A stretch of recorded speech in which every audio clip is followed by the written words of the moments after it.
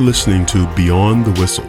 Beyond the Whistle is the show that takes you beyond the X's and O's to provide tips and advice on the business of sports and how sports professionals can advance in their careers. Beyond the Whistle is brought to you by McCants Sports, a sports executive search and sports leadership consulting firm. Learn more at mccantsports.com. Welcome to Beyond the Whistle. I'm your host, Odell McCants, and thank you for listening. My guest today is Dan Tudor of Tudor Collegiate Strategies. Tudor Collegiate Strategies provides the total recruiting solution, a recruiting management service that helps coaches be more creative, effective, and get better results from your recruiting efforts. Tudor Collegiate Strategies also offers Tudor University, an online education and training platform for coaches focused on developing recruiting skills, and the annual National Collegiate Recruiting Conference, with its 10th annual conference held this past June 2017 in Durham, North Carolina on the campus of Duke University. It's a 3-day event full of great speakers on topics such as effective communication, organizational leadership, team and organizational effectiveness, and so much more. And Dan is also the host of the College Recruiting Weekly podcast, a show full of tips and advice on effective recruiting. You can find links to all these in the show notes.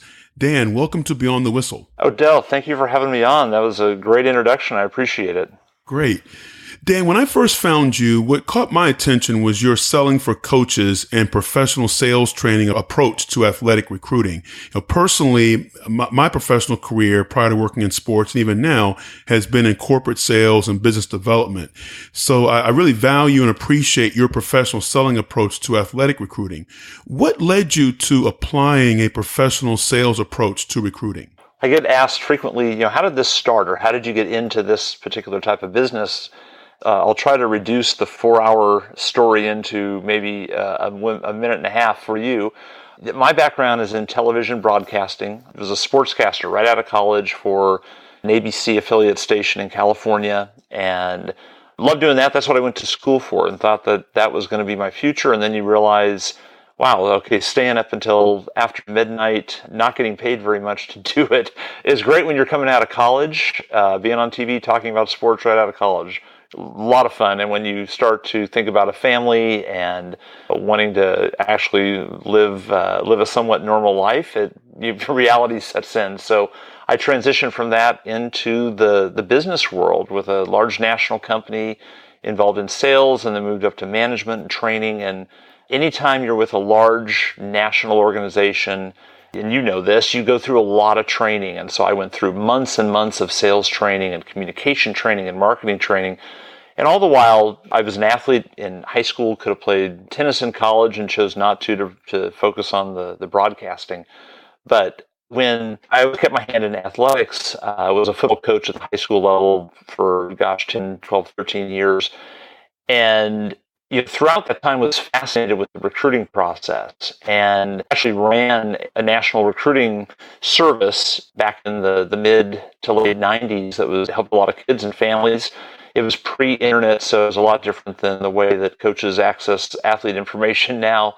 But it was through that process that it kind of came full circle, and I realized that college coaches had never been trained how to sell and communicate to their prospects, because I kept getting families, parents, and athletes sending me or showing our company what they were getting from coaches and saying, hey, are they interested? I'm not really sure how to respond. They didn't really, it's a lot of information, but I'm not sure what to do with it. And it just hit me, wow, these coaches have never really been trained to sell and communicate. And because most of them were good athletes, and then they stayed on campus and they were grad assistants, and then became an assistant coach, and somebody handed them their list and said, okay, here's your list of kids, or here's your area. We need, 4 guards for this class. Go get them. And at that point, what we all usually do is we revert back to what we know or how we experience something. And so really, as I started studying it for the last 30 years, aside from a few exceptional cases, college recruiting and coaching had really been done the same way for decades. And yet, as you and I know, this generation over the last 10 years has just drastically changed in the way that they take in and relate to communication. And so that was really the start of it. I didn't really know what it was going to become. I knew there was the need. And so I just we just started giving the information and training coaches, and it has evolved over the last 13 years into quite an endeavor, and keeps myself and our staff very busy throughout the year. What are some of the fundamentals or skills of selling when applied to recruiting you see coaches lacking? The basic is, I think they approach it way too professionally. And what I mean by that is that most coaches in all different sports are really smart. I mean, most of them have their master's degrees. They have been well educated and well trained, and they bring that education and training into the way that they communicate with teenagers and their sometimes crazy and unrealistic parents. And that's the problem. They are approaching communication from an adult world, and very well-worded messaging, very well-constructed letters and emails, all in the ways that we were taught how to construct an email. You have your introductory paragraph and your 2 or 3 or 4 main points, and you wrap it up with a summary. That's how we all learned it in school. Well, guess what? That's not the way that kids communicate. So they get that, and it doesn't sound real. It doesn't sound authentic. And it doesn't sound like the coach is really interested in them. It sounds like a mass email.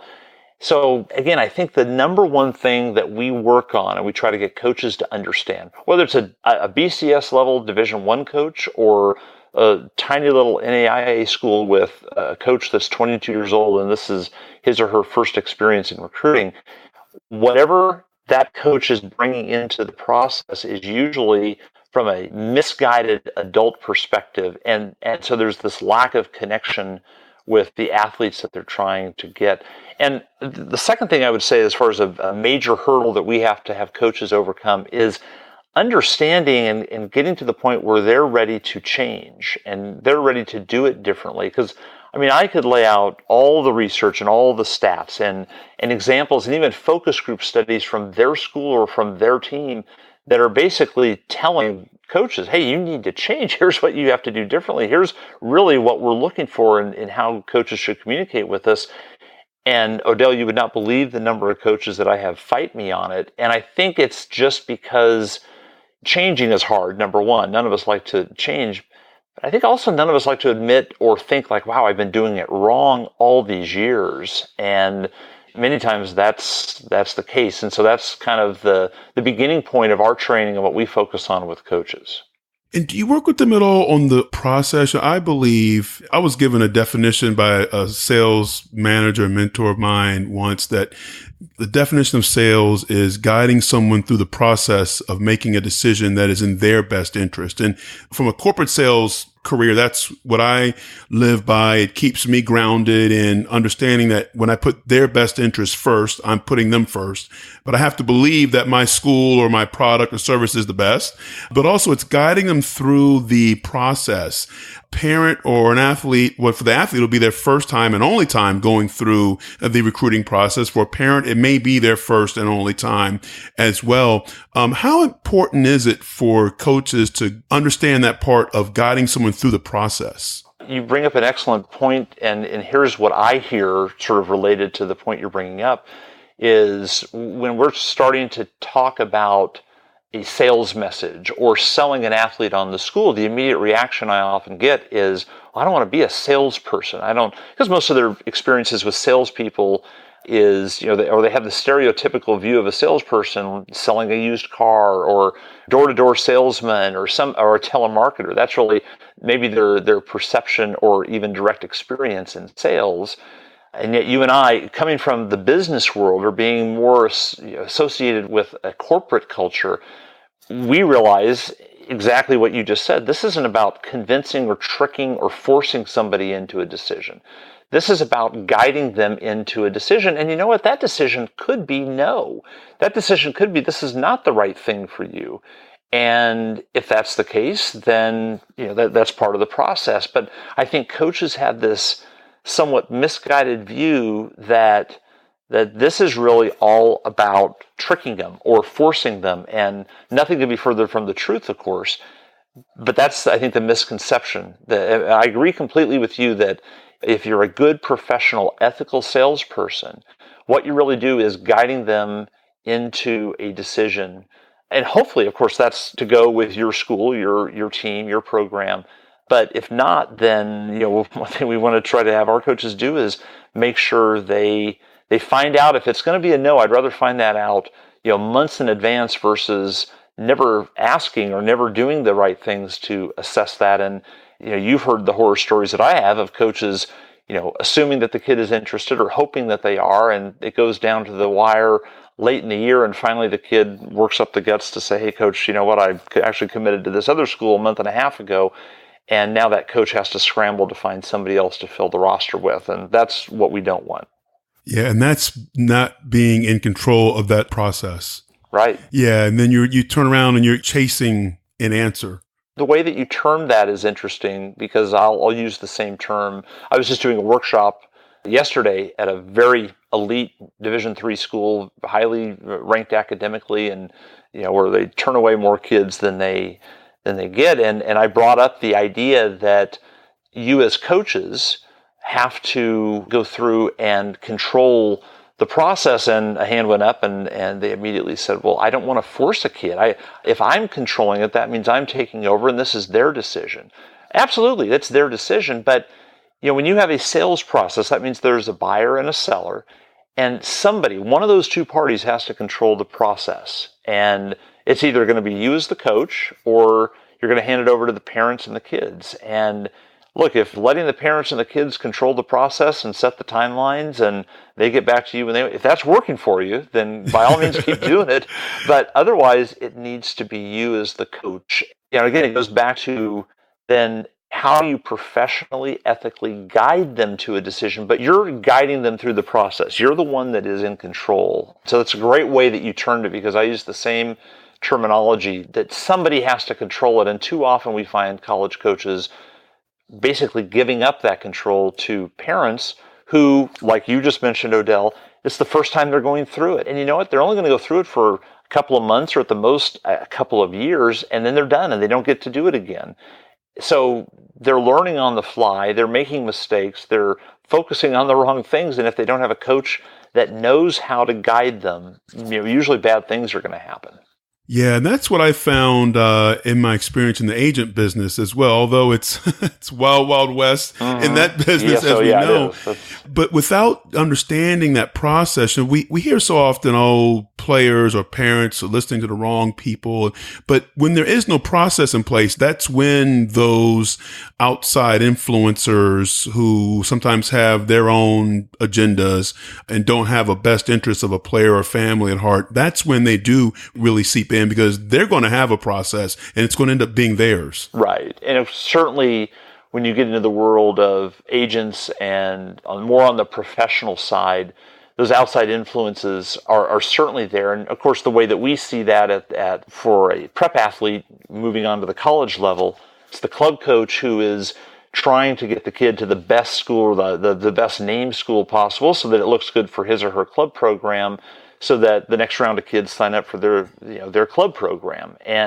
Or the parent that really, again, doesn't unfortunately have maybe the best interest at heart for their son or their daughter, and they're really just interested in what's the biggest name T-shirt or sweatshirt that I'm going to get to wear as the dad back around town, so that everybody is impressed with me, or that I feel like it's justified all the money I spent going to those clubs and camps and the private training. And so absolutely, you have those outside influences that are there and they're present. And again, if you can't guide them, or if you choose not to guide them as the coach, you're giving up control of that, not only to the parents and the athlete who don't know what they're doing, but then you add in sometimes outside influences that have their own interests at heart.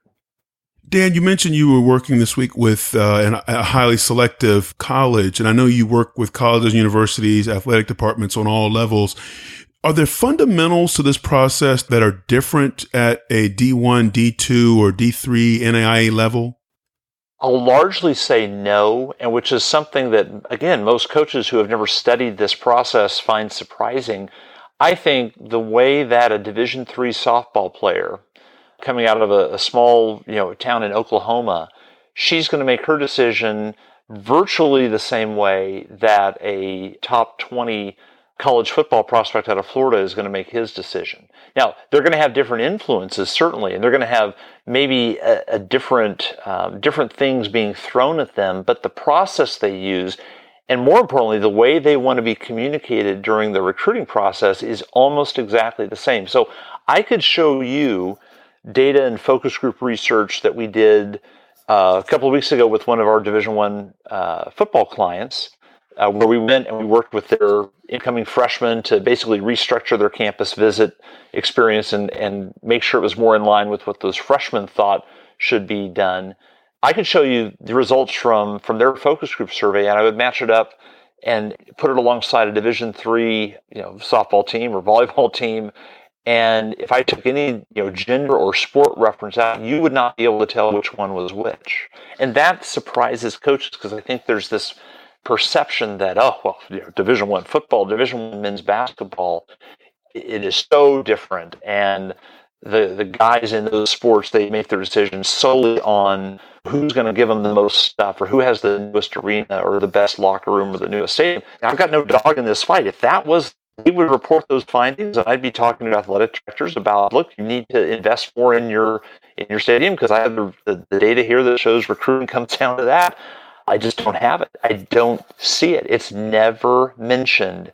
So when you have a top 20 football prospect rated by the scouting services as, can't miss, 5-star, whatever they have him rated, he's going to go and choose his top 6 schools. Well, you know what? They've all got great facilities. They've all got new locker rooms. They all have the stuff. And so then what does it come down to? It comes down to the same things that it does for a Division III softball player. Do I like the team? Does the coach seem to like me? How did I feel on campus? Was I liked? Is it going to be fun there? And all the things, they go back to, how they make a decision as a kid. And I think that's really important for a coach to understand. And I mean, certainly the clients that we work with understand it because we inundate them with all the stats and facts and figures, and we have their kids basically tell them, here's how I want to do it, coach. For the ones that are sort of flying blind, I really want them to understand that if you want to be successful, it has to come down to more than just the stuff. The coaches that are relying on that new stadium that's finally going to get refurbished, or finally they're redoing our locker room, if you're thinking that is what's going to get better athletes there, I got news for you. It's not. Now, it might take away an objection. You might say, well, I didn't go there because they had just a horrible old 50-year-old locker room. Well, when you redo the locker room, it removes that objection, but it does not cause them to come to the school. They don't make their decision based on that. It's going to come back down to the things that I just mentioned. Communication clearly is a big part. It's the driving force of this whole process. How have you seen that change over the years to this current, I guess, are they millennials? I've kind of lost track of what the segments are. I think we're still in the millennial generation. And I think, when we've been doing this, actively working with coaches for about 13 years. Prior to that, like I mentioned, I was involved in running a recruiting service, and so I saw it from the other end. I saw what the coaches were sending to the athletes more. You've gone, or just if you narrowed it down to the last 20 years, you've gone from letters and phone calls, and then it transitioned, email happened. And so I'm old enough to remember trying to convince coaches to use email. I can remember coaches telling me, I'm never going to use email. It's I'm not into that internet stuff. Well, of course, now every coach uses email. And then social media came along, and I remember coaches saying, it'll be a cold day in hell before I ever get on Twitter, and I don't know what Twitter is. And they sort of made fun of it. Well, of course, they've come around too. And I think, to answer your question, of course, out every 5 years, there are these major shifts in the way kids communicate. I think one of the biggest misconceptions that I would talk about with coaches is the idea that the only way or the best way to communicate with kids is by social media.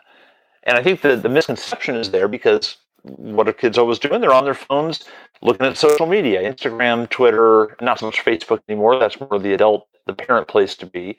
And Snapchat is another one. So if they assume that, well, they're on social media, so I need to be on social media too, and I need to communicate with them through social media. Well, if you're saying, hey, great job this weekend, can't wait to talk to you next week for a few minutes, that's absolutely appropriate. Text them that. You can use social media for that. But in our studies, and we did a huge social media study for our clients about 3 years ago on how athletes were using social media to make their final decision. And through the recruiting process. And what we found was that they use social media on their time when they're ready. They want to go in and look and see who you are as a coach, what your personality is, and what it would be like to play for you. And also the personality of the team and what it's like to play at the school and go to school there. So that's not selling your program through social media. That's them going to look at you through social media. And there's a very clear distinction. So my advice to coaches would be that they need to focus on social media that will position and showcase who they are behind the scenes to an athlete, not selling through social media. So I would never want a coach, I would never advise a coach to use social media or a direct message or a text message to say, hey, I want to tell you about our business program here. It was rated number 5 and blah, blah, blah. And you start going through all the stats and basically trying to sell them. It's a completely inappropriate medium for that. And they will reject you. I mean, it really is, they're really sensitive to that because that's their world. So that would be, again, one thing that I would advise coaches to avoid. It's interesting, one of the most effective tools now that we see to reach out and to make an impact with the recruit is a letter, believe it or not. Because 20 years ago, as I mentioned at the start of this answer to the question, 20 years ago, it was all letters and phone calls. That's really how you communicated because that's really all there was. And then letters started to become sort of in the background because you had all this electronic stuff happening. Well, it's come full circle. Everybody stopped doing letters so that now when a coach sends a letter, it really makes an impact. And as I explained to coaches, the reason for that is that these kids, if you think about it, if you're a coach that sends a recruiting letter to a junior in high school, that could be the first time they themselves have ever received a piece of mail that's been addressed to them. You ask most kids today, even college kids, go ask, a coach that's listening to this, you want to, see how foreign it is to them and what a mystery it is. Ask them to write a letter to somebody, get an envelope and mail it. They have no idea how to do it. Most of them don't know how to mail a letter. And so when they get one, it's like this mysterious thing that has appeared to them and they don't know how or why or how it all works. And it really makes an impact. It's special. Whereas social media, think about how many messages you and I as an adult go through when it comes to social media, that we're reading, deleting, moving on. I mean, do you remember any of the social media messaging or things that you saw on social media just yesterday? I don't. And I know I looked at a lot of them. It's what I want to try to get through to coaches is social media is great when you want to let them go and experience the school there, but don't use it to communicate or to sell your program because they're not going to remember it. And it's not the appropriate venue. Email is still the best way. Kids say that email is the best way to communicate with them because they sort of reserve it for the recruiting process. No, they don't use it regularly. They don't check it daily. More of them know this year have it tied to their phone, so it sort of works and acts like a text message. But they view that as the right way to go through recruiting because it's separate. It's separate from their life. They can go to it and interact with it when they want. That with letters, I think, are really effective. And I'm having to drag a lot of coaches back to that line of thinking and helping them understand what kids want. Recently, I got an old-fashioned handwritten thank you note from someone, and it still goes a long way. Yeah, most people don't throw that away. You put it up on your shelf or a bulletin board or something, and to that end, we don't find that kids throw their letters away. And they'll delete emails, and they will delete a lot of social media, and they'll go through text messaging, and that'll get lost in the shuffle. That's why a letter is special. And so within the last 2 years or so, the last 24 to 30 months, we've really noticed an increase in the positive feedback that we get when our clients send out a letter. They may not be happy with me talking about it with anybody that is listening to you because it's one of the ways that they have stood out. But I really advise coaches to rethink. You need a personal sounding recruiting letter, and it's really an effective way to make a point. They will read it.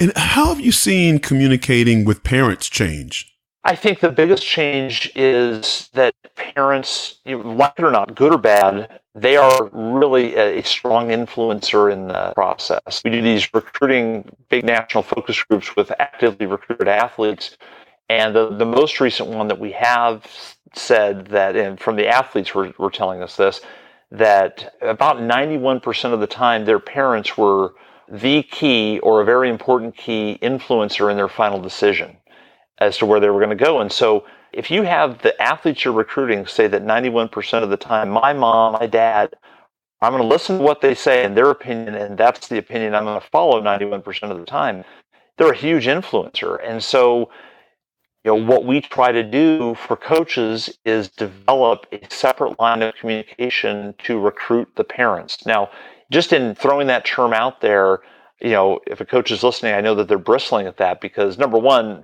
they don't even have time to recruit the kids, a lot of them feel. And secondly, I think the general attitude of coaches is, I don't want to recruit the parents. I want to recruit the kids.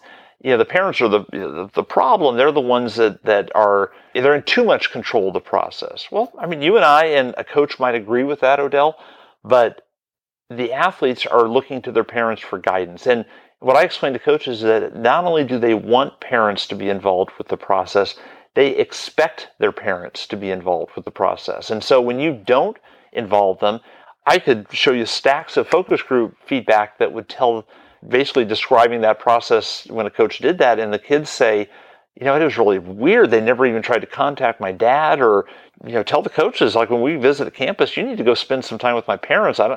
They've got questions and they're not the questions that I have, but you need to talk to them about the adult stuff. And I think that's the biggest change, is that parents have become such an influence. And it wasn't like it was back for me when I was in high school in the mid-'80s, the mid-1980s. I didn't really want my parents a part of the process, and they weren't really absorbed in that. But this generation absolutely wants their parents involved and expects their parents to be involved, and the parents expect themselves to be involved. And I think that kind of goes to the club culture, that we have so many club coaches and personal coaches, and everything starts so early now. Well, because it's starting so early, who's driving kids to the practices? Mom and dad. Who's paying for the club? Mom and dad. Who's paying for the additional training? Mom and dad. Who's helping to pack up and do the fundraising after the tournaments? Mom and dad. And so it's almost a little bit foreign of an idea when we as college coaches come in and say, hey, mom and dad, we don't want you in the process anymore. It's weird for the kid, and it's odd and somewhat offensive to the parents. So I think that's the biggest change we've seen in how parents interact with the process. And, conversely, Dan, I had a coach tell me recently that evaluating the parents is a part of their overall evaluation process. I mean, they take pride in running a close family environment, culture in their program. And part of their evaluation is, are these parents that we want involved in our program for the next 4, maybe even 5 years? You are starting to see some coaches come around and learn, I think they're observing and looking at the way parents are influencing. And I think at some point you just have to say, okay, then we got to make them part of the process, like it or not. And I explained to coaches that you can have them involved in the recruiting process, but then have a conversation with them to say, hey, great, your son's coming here to play. We're really excited. So now let me tell you about this next phase. Now you're the parent of one of our athletes on our team.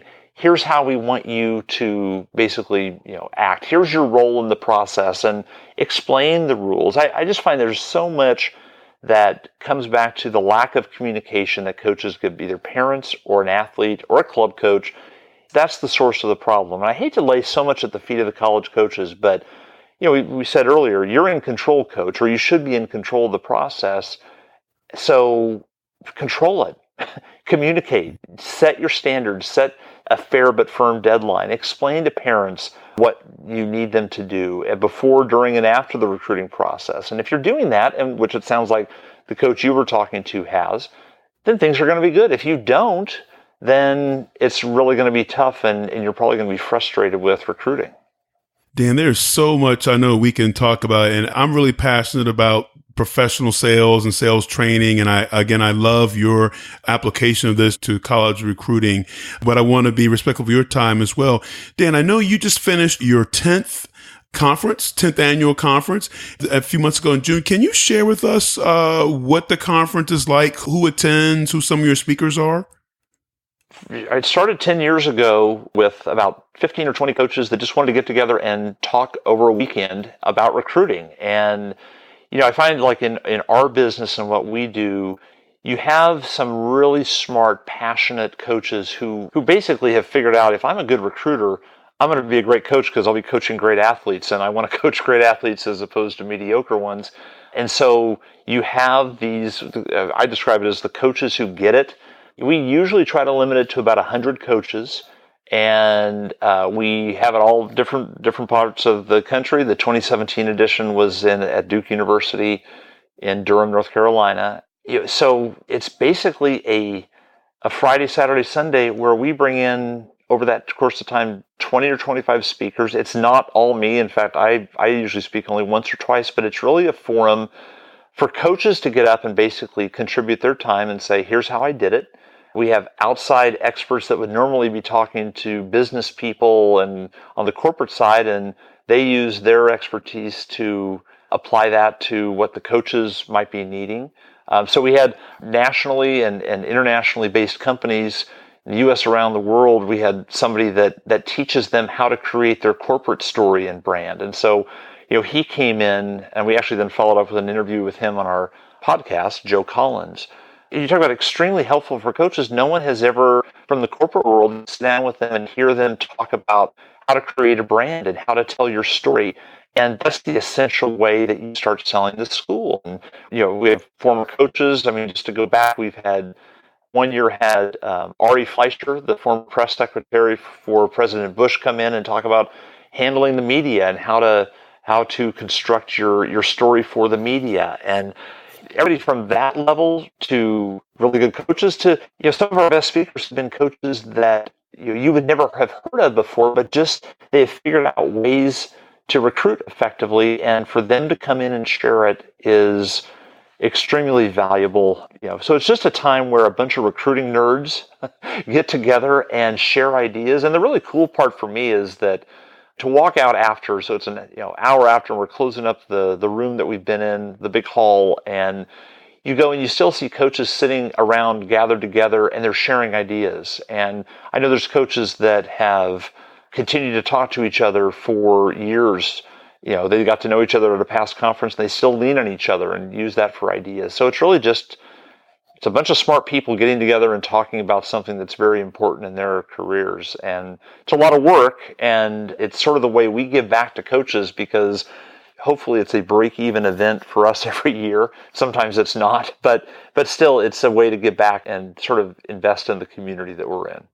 So, Dan, I know I mentioned in the intro some of the many things you're doing, but where can people find more information about you, the conference, and your services, and connect with you as well?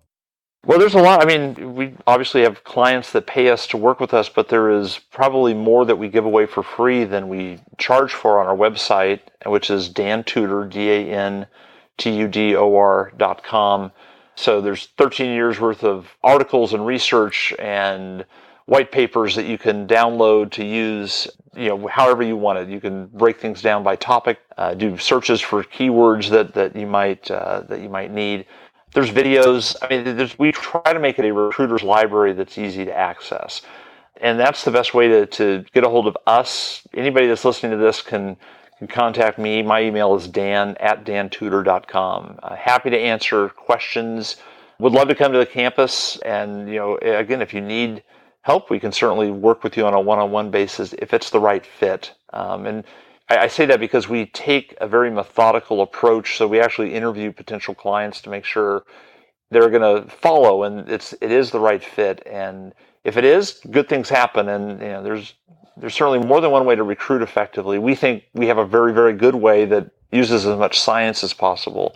That's kind of what we put out to coaches. Great. And there'll be links to all that information in the show notes as well. Awesome. Great. Dan, thank you very much for your time and being a part of Beyond the Whistle.